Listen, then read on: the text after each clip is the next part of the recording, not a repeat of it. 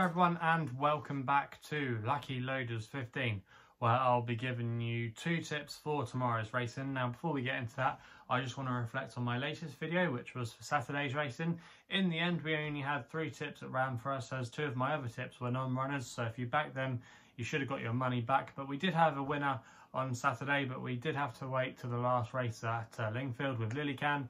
In the end, was a well-backed favourite, went off around about 2 to 1, I think, but was originally advertised at 7 to 2. So if you're able to get on those prices, that wasn't a bad return there. But the other 2 tips were slightly disappointing. I thought Ken Gorm, however, he didn't run a bad race. I still think there'll be races in him this season where he can be very competitive, but I think he was just running on the wrong part of the track in the end, because he came there with every chance and he just got pipped late on for the places. So that was a little bit frustrating there. Samanchi for Charlie Appleby, and Will Buick was just keen early on and kind of just lost all his chance, really. I think he probably needs a little bit more experience under his belt, but it was taking performance from Storm Damage, and he's definitely an exciting horse moving forward. So it wasn't a bad day on Saturday after a couple of unlucky days. Thursday and Friday in particular, they were definitely really difficult ones for us, because we had, a couple of hard luck cases. But yeah, it's good to be back amongst the winners, and hopefully we can have some winners for you tomorrow. So 2 tips, like I said at the top of the video, for tomorrow's racing. And we're going to be going with my next best in the first selection.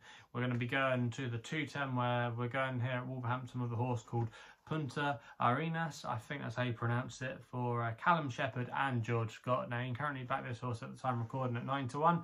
I'm going to recommend a 1-point win bet here. Now, I can believe why this horse was the price he was on what he's shown on his recent starts. I thought he's quite a big price here at 9 to 1. And if you actually look at his latest run, I thought he ran better than the bare form suggests. He came 4th at Wolverhampton that day, and actually a race that's worked out quite well. The Marco Botti trained filly that won that race has subsequently run another good race to finish 2nd at Yarmouth behind a progressive type of Sir Mark Prescott. There's been a couple of other horses that have come out and that have either placed or won, so it looked like a warm race for the grade, and he just didn't have the best of passages that day, and I think he just got there a little bit too early to the front, and I think he needed to play his hand a little bit later on, because I just think he's a really strong stayer, and he doesn't find much. So yeah, he does have a couple of quirks, this horse, but I think you can upgrade that run. He actually bumped into a horse that day that he's going to be reopposing tomorrow called Maketh Believeth, who actually finished 3 lengths ahead of him, but Kingscote, that was aboard that day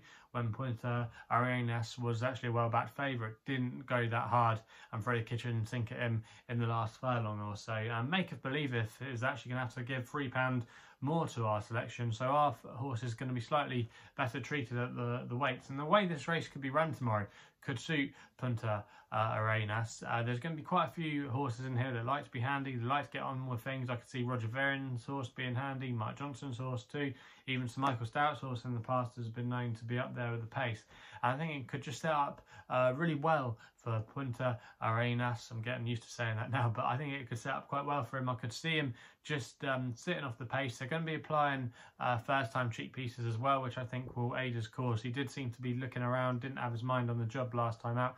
So I do think he has a few more things in his favour tomorrow. I think off a mark of 69, he's fairly treated, and he could have a bit more to offer. He's from a stamina-based family as well, so this stamina trip shouldn't affect him at all. And I do think he's got a good chance in this race, and that's why he's going to be my next best of the day in the 210 at Wolverhampton. We then go with my second tip, which is going to be my nap for the evening race in there at Ripon in the 7:55. I'm going to go here with Kraken Power for Joe Fanning and Ian Jardine. You can currently back this horse at the time recording at 7 to 2. I'm going to recommend a 1-point win bet here. Now, this horse has been a model of consistency this season without getting her head in front, but I do think she's got a good chance in this race tomorrow. She's been tried between 5 and 6 furlongs, and I think ideally 5 furlongs is probably her best trip. She's a horse that likes to get on with things, she likes to be prominent and likes to be handy, and she's got a good draw tomorrow to capitalise from. If she can grab that stand side rail, it can often be an advantage to do that, and sometimes it can be quite hard to peg back front runners. And Joe Fanning, that's bit tomorrow, is having his first ride on this horse, and he's well known obviously with Mark Johnston to go and to the front on many of his horses, and he's a very good judge of pace in my opinion, Joe Fanning, despite him getting on in years now.